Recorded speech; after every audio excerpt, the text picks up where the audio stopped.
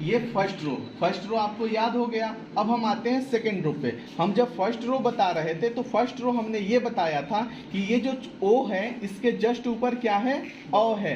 नीचे अगर ए है तो ऊपर अ है, नीचे अगर अ है तो ऊपर आ है, नीचे अगर छोटी ई है तो ऊपर वाली लाइन में बड़ी ई है, नीचे अगर छोटा ऊ है तो इसके जस्ट ऊपर बड़ा ऊ है, यानी नीचे छोटा है ऊपर बड़ा है। तो हमें नहीं लगता है कि लेफ्ट का हमें बताने की जरूरत है, ये आपको याद हो जाएगा। अब हम आते हैं राइट हैंड पे। राइट हैंड पे हमने शुरू में बताया था फर्स्ट रो में च त क र प। अब हमने शिफ्ट लिया था तो +1 हुआ था, यानी च से छ, त से थ, क से ख और र पे र ही था और ये जो प से फ।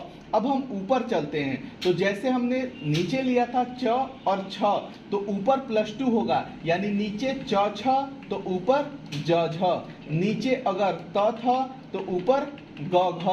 अब यहाँ आपको कॉन्सेप्ट क्लियर हो जाएगा कि क्या हो रहा है +2, यानी नीचे अगर क ख तो ऊपर ग घ। अब समझ में आया क्या हो रहा है। हमने फिर बताया यहाँ से कि च छ नीचे तो ऊपर ज झ, नीचे अगर त थ तो ऊपर द ध, नीचे अगर क ख तो ऊपर ग घ। ठीक है। अब आते हैं यहाँ पे जिस पे र था, जिस पे शिफ्ट से कुछ नहीं हो रहा था, हम शिफ्ट पे र लिए, ऊपर चलते हैं तो ह होता है और यह किस साथ अंग होता है, हमने शिफ्ट लिया तो, यानी र के बाद ऊपर ह।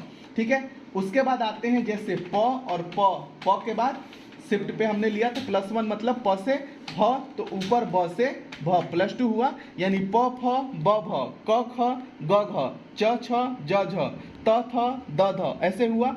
अब हम आते हैं जो एक बाहर की तरफ लिए थे, बाहर की तरफ फिंगर लिए थे, यानी ये ट और ट के साथ शिफ्ट लिया हमने था तो ट से ठ तो ऊपर, नीचे ट ठ तो ऊपर ये ड और शिफ्ट के साथ ड से ढ, यानी ट ठ तो ऊपर ड ढ। अब हम एक और चीज यहाँ पे बता रहे हैं कि इस छोटी वाली फिंगर से हम ऊपर वाले जब रो में जाते हैं तो 3 बटन लेते हैं। क्या लेते हैं? 3 बटन, 2 बाहर की तरफ और एक अंदर की तरफ। एक तो हो गया ये ड और एक ड से ढ। हमने एक बाहर लिया, जैसे ना ये बाहर वाले से क्या होता है, बिंदी लगती है और शिफ्ट के साथ वही बिंदी इया हो जाता है। ठीक है।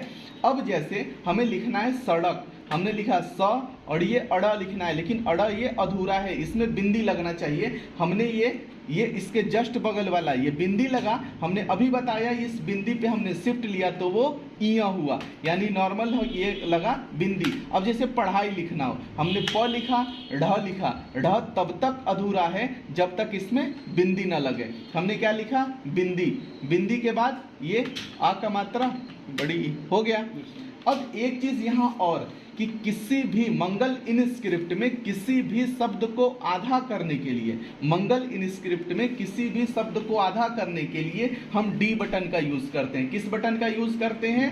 डी बटन का। हम मंगल इनस्क्रिप्ट में आधा, किसी भी शब्द को आधा करने के लिए हम डी बटन का यूज करते हैं। जब हम डी बटन का यूज करेंगे तो वो आधा हो जाएगा। जैसे हमें स्कूल लिखना हो, हमने स लिखा, इसको आधा कर दिया, क लिखा, ये आधा हो गया। अब जैसे हमें प्रकार लिखना हो, हमने प लिखा, प को आधा किया, र लिखा। यहाँ एक कॉन्सेप्ट, जैसे हम दूसरा पैराग्राफ में यहाँ पे दिए हैं बर्फ और उर्फ, तो भाई र क्या है? आधा है। अब र ऊपर से आधा है, तो यहाँ एक कॉन्सेप्ट याद करना है कि अगर नीचे का र हो तो हम र से पहले वाले को आधा करते हैं, और अगर ऊपर का र हो तो र को ही आधा करते हैं। प में र लगा है, कहाँ का लगा है? नीचे का, तो र नीचे का है तो हम किसको आधा करेंगे?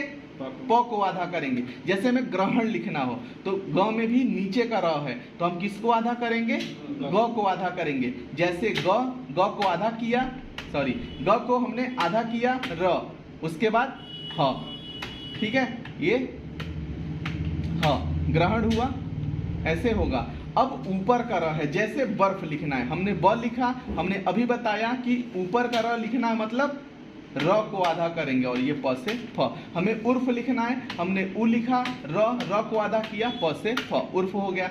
अब इन दोनों पैराग्राफ को, इन दोनों लाइन को आपको याद करना है और ये लाइन जैसे ही याद हो जाएगा इस दूसरे पैराग्राफ को आपको लिखना है और ये जो पैराग्राफ है बीच का, इन दोनों लाइन को मिलके बनेगा। तो पहले आप इसको याद करेंगे, फिर आप इस पैराग्राफ को लिखेंगे। फिर ठीक है, ये याद हो जाएगा, फिर हम अगले रो में मिलेंगे। ये अगला पैराग्राफ हो गया, तीसरा और लास्ट। ये याद हो गया तो समझिए आप हिंदी लिखने लगेंगे, यानी हिंदी आपका कितने दिन में कंप्लीट? 1 से 2 दिन में।